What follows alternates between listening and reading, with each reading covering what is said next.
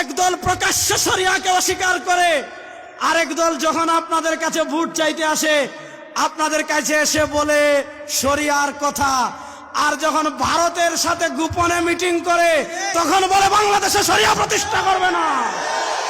আপনাদের কাছে এসে বলে শরিয়ার কথা, ইসলামের কথা, আর আমেরিকার সাথে গোপনে বৈঠক করে আমেরিকা নাকি তাদের সাথে খাতির করতে চায়।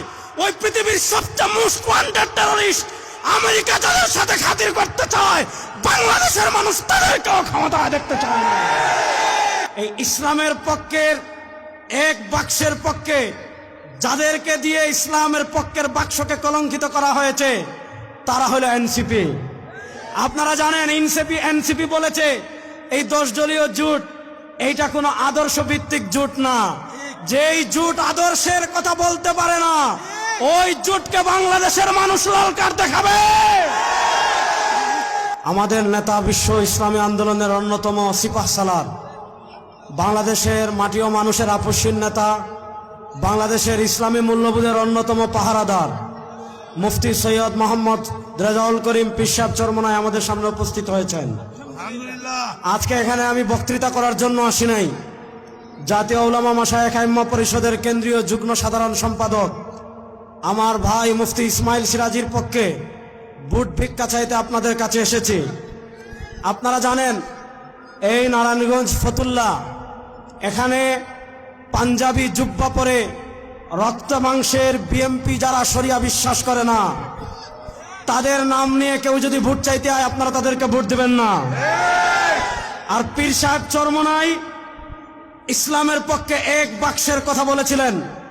এই ইসলামের পক্ষের এক বাক্সের পক্ষে যাদেরকে দিয়ে ইসলামের পক্ষের বাক্সকে কলঙ্কিত করা হয়েছে তারা হলো এনসিপি।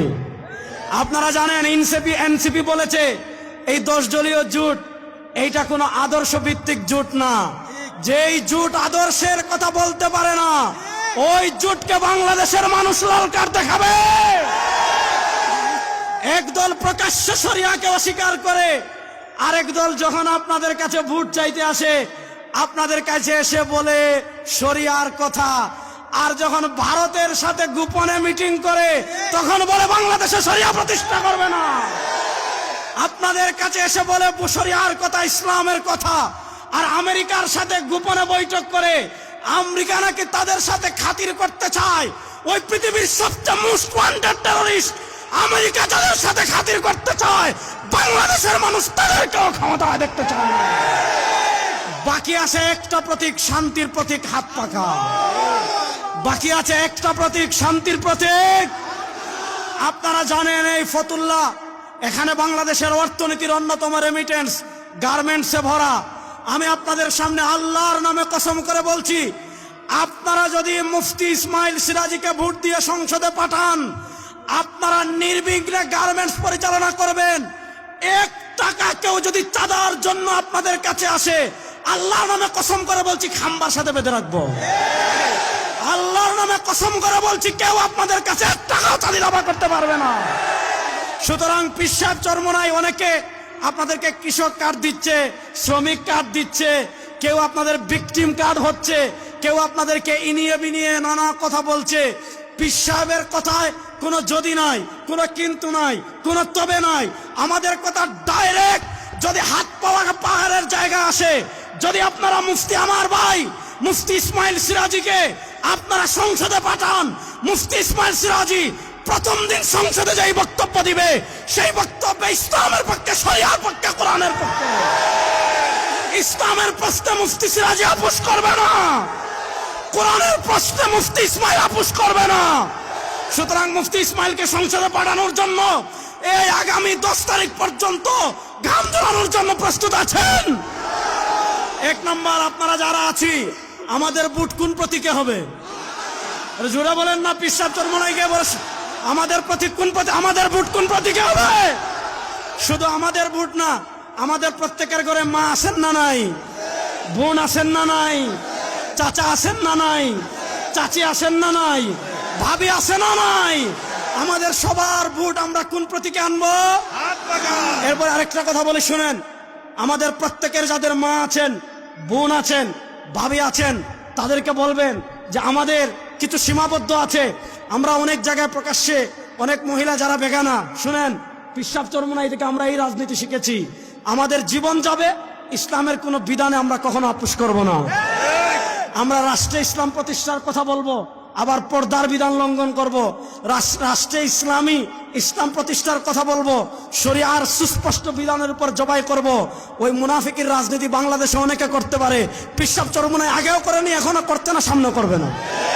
সুতরাং আমাদের মা বোনদের কাছে প্রত্যেকে এই বার্তা পৌঁছাই দিবেন, পিশাব চরমোনাই সালাম পৌঁছাই দিবেন এবং তাদেরকে বলবেন আপনারা আপনাদের পাশের ঘরে যান, আপনারা আপনাদের পাশের বাসায় যান, আপনারা আপনাদের নিকটবর্তী বাসায় যান, গিয়ে পৌঁছাই দেন। এই 52 বছর নানা তন্ত্রমন্ত্র বাংলাদেশে দেখেছি। আগামীর বাংলাদেশ হবে শরিয়ার বাংলাদেশ, ইসলামের বাংলাদেশ, কোরআনের বাংলাদেশ, হাত পাখার বাংলাদেশ। সুতরাং হাত পাকার পক্ষে আমরা একটা গণজুয়ার এই এলাকায় তৈরি করতে প্রস্তুত আছি তো সবাই? আরে ভাই, আমাদের কোন মার্কা আছে? আরে ভাই, বাংলাদেশে ইসলামের পক্ষের কোন মার্কা আছে? বাংলাদেশের শরিয়া প্রতিষ্ঠার কোন মার্কা আছে? ভারতের আধিপত্যবাদ মোকাবেলার কোন মার্কা আছে?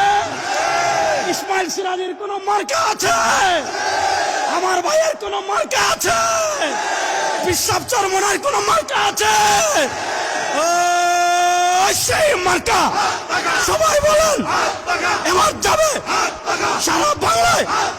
ইসমাইল সিরাজির, রেজাউল করিম আবরারের, পিশাব চরমোনাই, মা বোনের, ভাবি ভাইয়ের, খালা খালার এবার যাবে ফতুল্লাহ, নারায়ণগঞ্জে, সারা বাংলায়। নারায়ে তাকবীর, নারায়ে তাকবীর।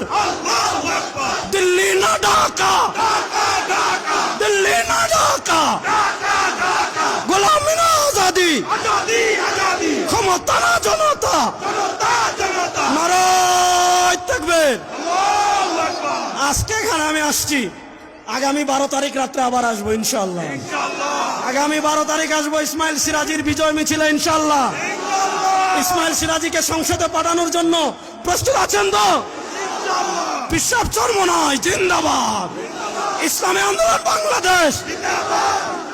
নেতা নয় নীতি চাই, নেতা নয় নীতি চাই, সারা বাংলায় শুনতে পাই। নারায়ে তাকবীর। আবার বিজয় মিছিলে দেখা হবে ইনশাআল্লাহ।